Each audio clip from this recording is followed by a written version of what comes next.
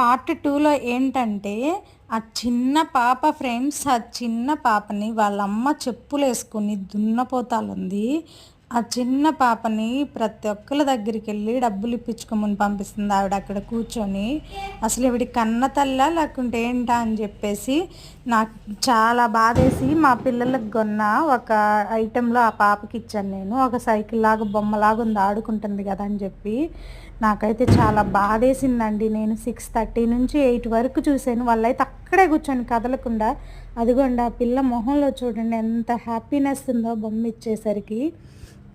ఆ బొమ్మ టిఫిన్ ఇప్పించాను.